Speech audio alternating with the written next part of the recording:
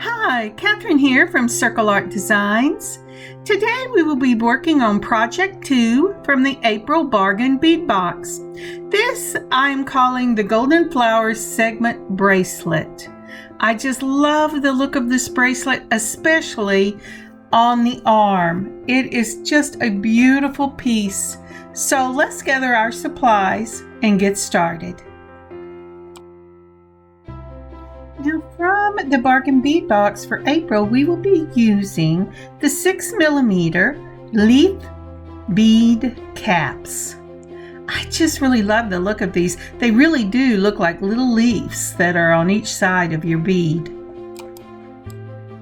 Just 4 little delicate leaves.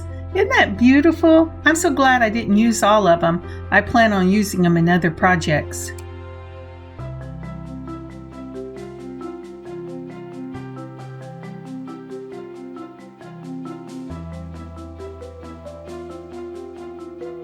Also from the Bargain Bead Box, we will be using the 5.5 x 2mm corrugated rondelle beads in gold. These are your spacer beads and they are amazing. Do you remember when you were little and you drew the sun? You would start with the circle and then you take your yellow and orange crayon and just put all the little points all the way around the sun, and it just looked like the energy from the sun was bursting out. That's what these remind me of. Now for the showpiece of this bracelet, this will be the center segment of the bracelet. This is also from the Bargain Bead Box. It's your 18 karat gold plated brass 5 flower articulated links. The last time I looked, they had some in the sister store of Bargain Bead Box called Bead Box Bargain. So check it out. Doesn't that look like it's just going to lay wonderfully on your wrist? It's going to make a great bracelet.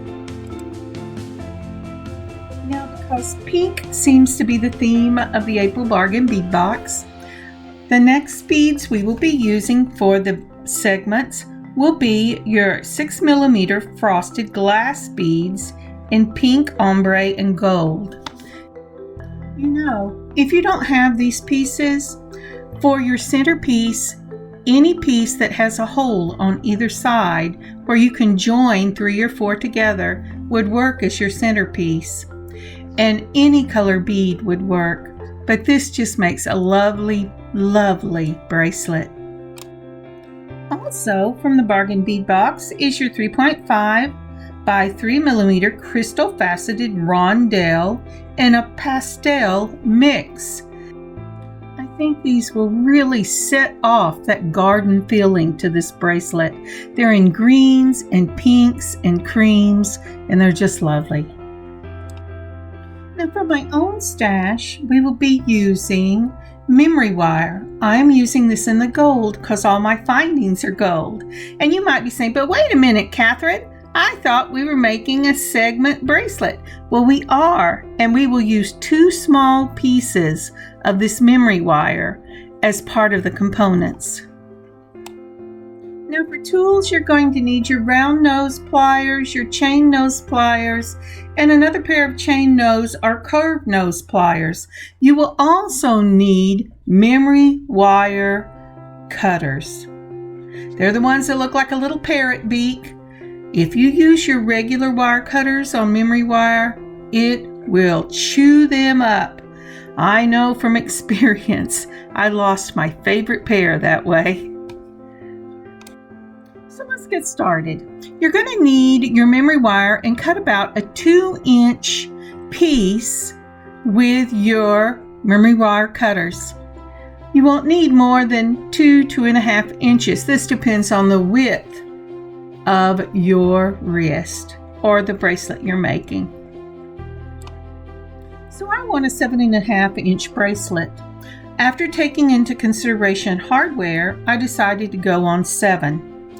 My centerpiece is 3 inches. That leaves me 4 inches to work with.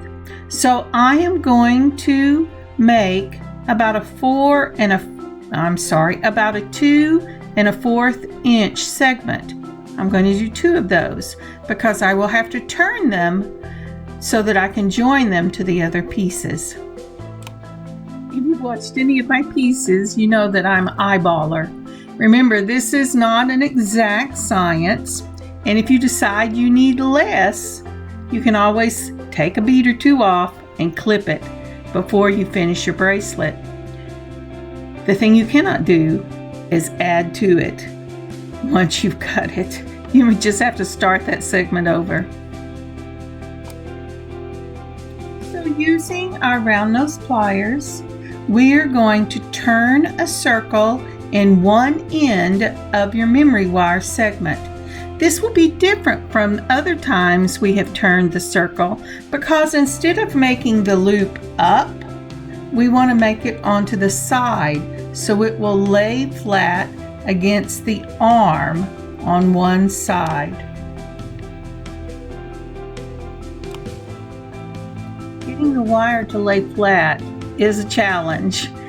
What I do is I turn it as much as possible to the side when I'm turning the loop, and then you will see I take my pliers and wrestling it around because it wants to keep its memory. You will get it to lay flat.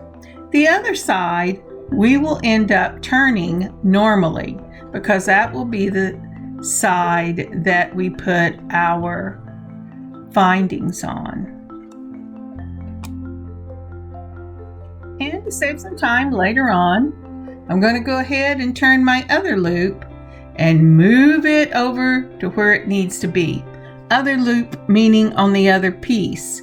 We have to keep one end open to string our beads on.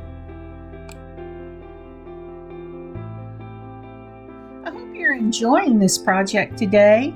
So as I'm wrestling with this other side, and you know this memory wire can give you a run for your money, would you take a moment and just like and leave a comment on this video? And if you haven't subscribed yet, would you please subscribe and help this channel? It doesn't cost anything and it really does help me. Thank you so much. Now, if you notice, as I am moving this along, I'm trying real hard to get the loops about the same size and shape so that they will match on either side of the bracelet. And as I do that, I begin to lose some of the bend in this memory wire. They say that it will keep its shape, but that's not true. If you are really tugging and pulling on this, it will lose part of its shape. The beauty is that when you gently curve this back up, it goes, oh, I remember what I'm supposed to look like. And it will put its shape back together. It will bring itself back together. So don't be afraid if it loses its shape.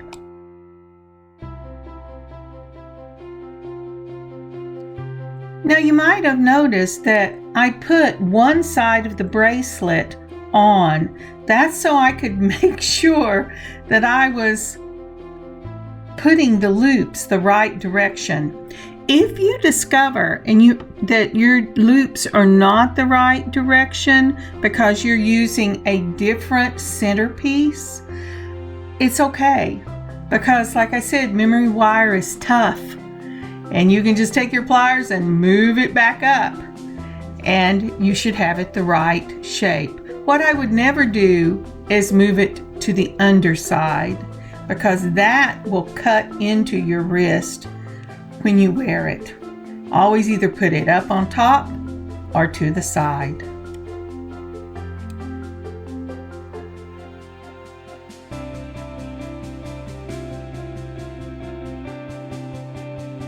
And now we're ready for our pattern. This is the pattern I will be using. I'm using the small rondelles, those sunburst rondelle spacers, a bead cap, our pink 6mm beads, a bead cap, the starburst, a rondelle, and the starburst. Make sure you lay out your pattern. It's really important. It's so easy to lose what you're doing, and I take my beads off more than I care to admit to, going, whoops, did it again. So here we go. First, we're starting with the rondelle. I start with a bead or a spacer bead ball so that when we get this snugged up, it will keep anything from getting out of your loop you have turned, because the bead is tied up against it, closing off any space you might have missed because of the toughness of the memory wire. So again, this will be a rondelle, a starburst spacer, your leaf bead cap, your 6mm bead, a leaf bead cap, your starburst, and your rondelle, followed by another starburst. This completes our first little section in this segment. So all total, I ended up with 3 pink bead sections, ending with the rondelle. So if I was going to write this out for myself, I would do rondelle, starburst, bead cap, 6mm bead, bead cap, starburst, rondelle, starburst, bead cap, 6mm bead, bead cap, starburst, rondelle, starburst. No matter where you are in the pattern, every time you have a starburst, a rondelle, and a starburst, or a flat spacer, a rondelle, and a flat spacer, you will follow it by a bead cap, your largest bead you're using, a bead cap, your flat spacer, your rondelle, and your flat spacer. And repeat until you have your first section full.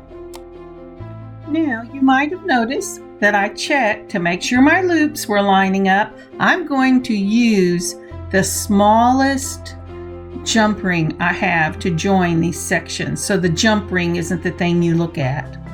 So I checked to make sure it was correct. Now I'm putting across my finger the length I want to be able to turn this bead. You can always, this memory wire, you can always cut it off and make it shorter. So be gentle with it the first time and turn your loop. Now, in order to get these beads to snug up, you're going to want to push fairly hard down towards your first loop to free the space up to turn your loop on the other end. Now when you do that and you release, the beads will kind of spring back and give themselves some space, but that closes the circles on both ends so that the things you put on there don't jump off when you least expect it and your bracelet fall in the middle of the floor.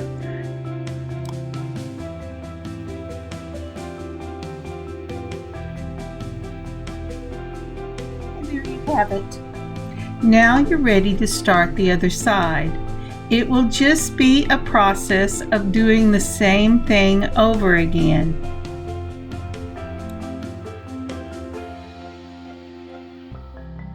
Isn't that a beautiful segment? Boy, when you pair this with that centerpiece, this is going to be just a lovely bracelet.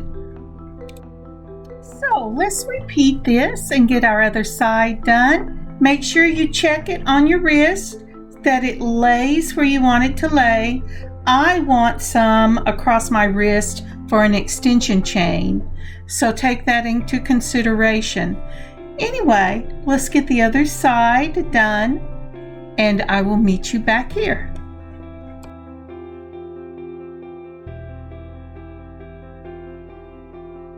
And we're back.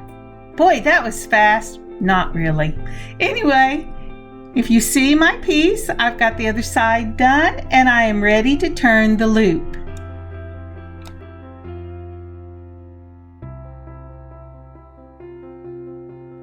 Now this time time we are turning our loop up on the wire, and when I say up, that means if it is a circle and you have the curve of the circle, the highest point on top, you're turning your loop towards that highest point.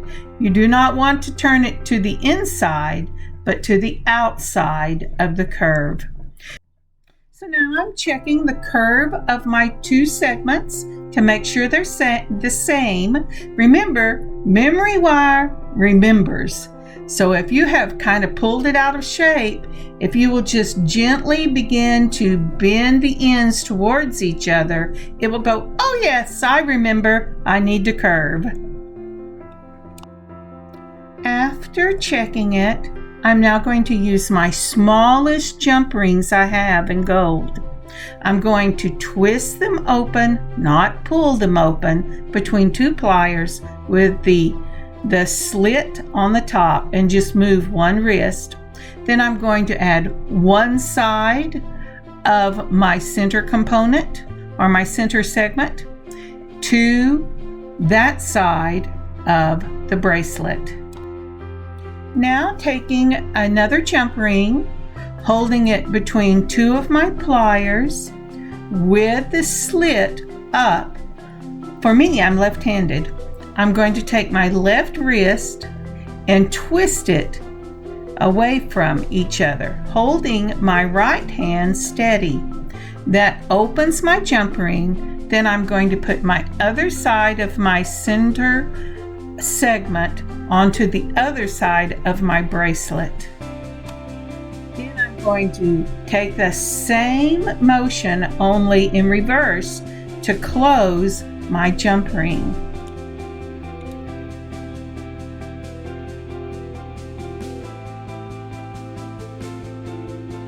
At this point, you need to decide what kind of clasp you're going to use. I'm putting this in the shop for sale, so I want it to be several different lengths, all things for all people, that kind of thing. So what I'm going to do is put an extender on one side. This will make my 7-inch bracelet up to 8.5 inches.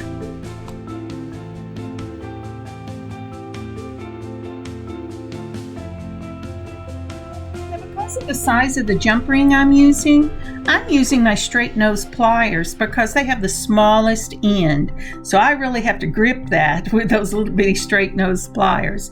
But it's the same technique.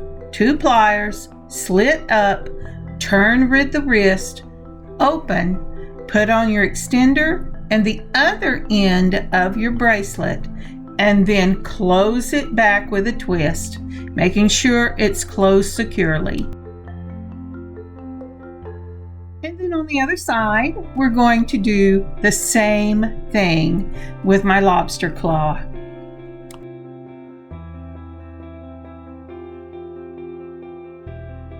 Now, once you get both ends of your closure completed, you can be through with your bracelet.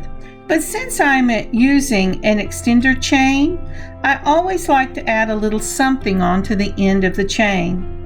And this is no different. Today I will be using 18 karat gold plated 24 gauge, not eye pins, head pins, and my rondelles.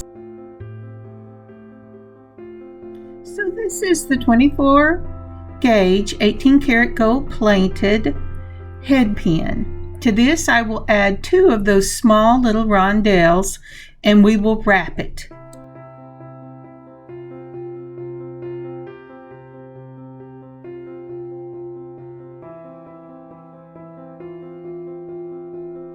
Because this is such a small gauge wire, and these little rondelles are so delicate, I'm going to wrap it.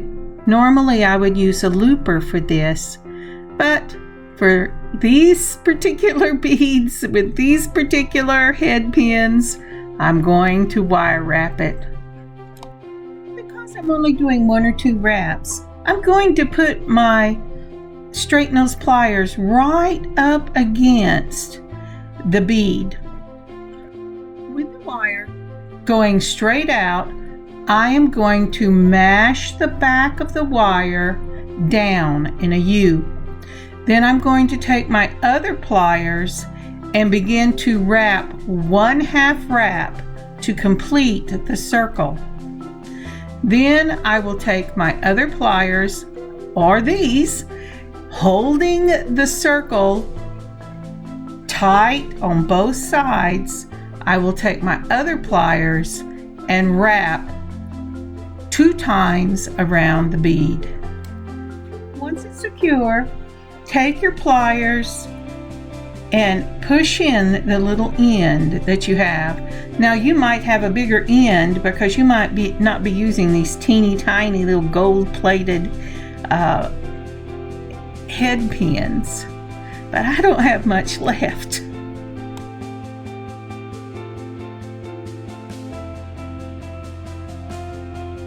And there you have it. Isn't that cute?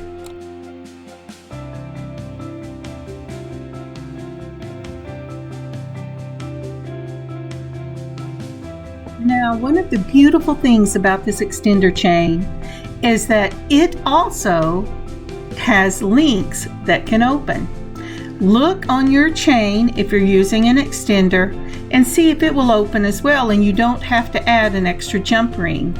Just very carefully, once you have found the opening, hold it up and twist it between 2 pliers like a regular jump ring. Add your little bead charm and then close it back up, and you are finished. Now, isn't that wonderful? I wish all chains opened up like that. It would make life so much simpler.